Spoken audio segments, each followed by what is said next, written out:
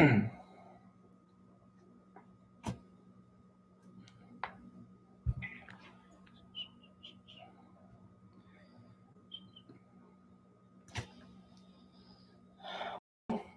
everyone.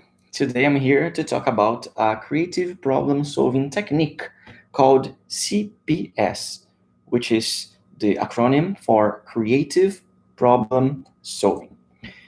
So I'll start today's class with a story. So picture it in your minds. Imagine that you're digging a hole to find some kind of treasure, and you dig, and you dig, and you dig, and you start thinking of creative solutions for digging, using an excavator, reusing the sand, I don't know. Until after you've dug a lot already, you are inside the hole. The hole is about 3 meters high, okay? And someone gets upstairs and yells at you in the hole. Diego, we reviewed here, and in fact, the treasure is not here in this position. It is actually 1 kilometer over there. So, my friends, at this time, there are some people who even say, "Really? I have to start digging all over again? No way. I'll I'll I'll keep digging right here. It's no use, right?" Well, remember what I've told you some class ago. To dig well in the wrong place is to dig badly. If the treasure is not in that direction, you may be using the best method in the world, the best digging technique that won't help. To dig well in the wrong place is to dig badly. That is, creative thinking, creativity to solve the wrong problem is a waste of time. That's why we have to frame the right problem. It's interesting that most of the time, when someone gives us the problem, most of the time you can be sure that this problem is poorly worded, poorly specified. Usually, the person who spoke of the problem, she already trends the solution paths she wants. And it always brings you the problem, which is already blocked up by itself by directing a path and has a great chance that you will fall into the trap of catching this problem, fall into its tendency, and look for the path it is directing. You already miss the opportunity to open to other paths. Remember the elevator problem? So, when people first talked about the problem, we got to believe that the problem was the speed, right? Well, a few classes ago, I talked about a guy named Alex Osborne, the guy who wrote the book Applied Imagination.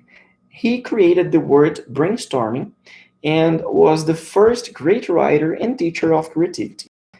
Along with Sidney Parnes, Osborne created a methodology that became known as the CPS model, the Creative Problem Solving Model.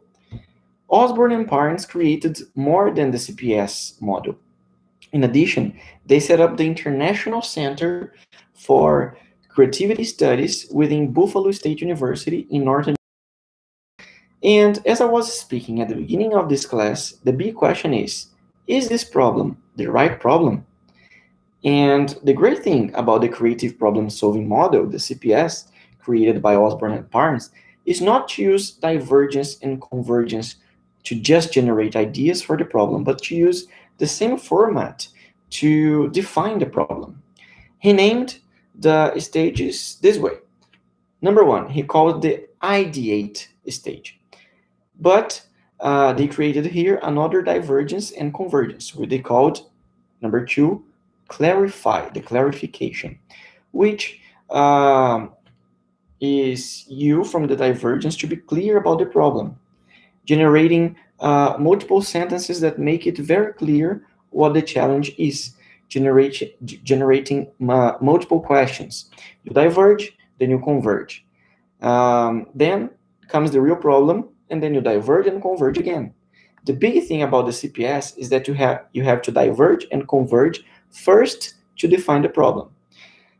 They even went further and added another stage, which they called number three, to develop. Develop. Once you generated the ideas, uh, here is a flow that rotates clockwise. Once you have generated a lot of ideas for the problems, you have clarified here, you will be diverging to develop those ideas. And lastly, there is another stage here, which is number four, to implement, which is the action plan. There is no point in a lot of ideas without an action plan. And he also suggests that you diverge and converge for implementation as well. I want to dig a little deeper into clarify stage because it is the most important of CPS. So important that they split this stage into three steps. So for the clarification, the first step is to explore the vision. In other words, doing the divergence process can be brainwriting technique. Everyone writes on a paper the goal they want to solve. Each one writes different goals, throws them on the wall, groups them, and then you converge to judge, to reach the goals everyone agreed on. That are the ones we will attack. The second step would be gather data. Diverging again for everyone to bring out all the information relevant to the problem. Has this problem already occurred? Has it been resolved? What has changed? What new conditions do we have now? Everyone gathering data again can be a brainwriting session. Each one writes the data. And then we go to the third step, which is to formulate challenges. And here comes a big window, which is every problem, every challenge. You can also have a big goal, which is made up of many challenges, many small problems. Every problem, every challenge has to be written in question form with a question mark at the end. And then you use the like. How can we, how could we, or as much as you have already rated the problem, exercise it, turn it into a provoking phrase, okay? The best possible phrase that has no addictions, that has no biased prejudices, that is not leading to any biased path. Then, when you ask these questions, which are the challenges to be solved? Clarify is so important that of these four stages that I showed, clarify is the only one that is divided into three steps. So important that it is. And it's crazy how people start the ideate process. Simply, I have a problem, let's brainstorm. That's divergent, don't understand that clarify is the most important stage. It's no use digging well if you're digging in the wrong place, if you're not clear where the treasure is. Within ideate, there is a unique step, which is explore ideas, which is the classic process of brainstorming or brainwriting, of simply generating ideas for each of the challenges posed. Then comes develop, whose only step they call formulate solution. Basically, develop is turning ideas into solutions. Brute ideas, still vague and more cost-effective and more ready-made solutions. Often, the sum of two or three ideas generates a solution because you have combined. And the last stage, implement, has a single step that is to formulate a plan. It's the action plan. Go to action. It is the plan of how to execute, what resource you have, what term you have. I find it really cool to include this in the creative process, not just in the word of ideas, but in the word of action. This is basically a summary of CPS, creative problem solving.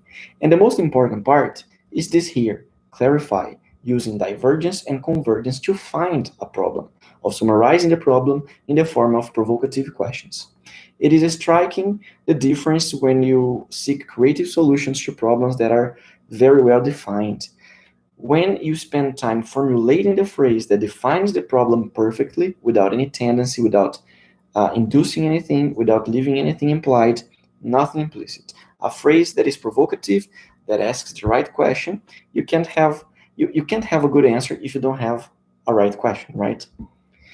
There is a sentence which is attributed to Einstein, which he says, if they gave me 1 hour to save the planet, I would spend 59 minutes clearly defining the problem and then 1 minute running. No use wanting to solve the problem if you're not solving the right problem.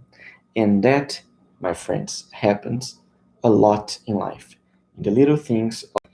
Well, so what we could uh, take from this class, more importantly, more important than the creative process itself, the creative ideas that you generate, more important than that is to define well the problem. And there are many techniques for that. CPS is just one example. We'll see more in other classes of this course. Okay? So, that's all for today's class. I think I said everything I needed to. That's it. If you have any questions, send me an email. Okay? Bye bye. See you on the next class.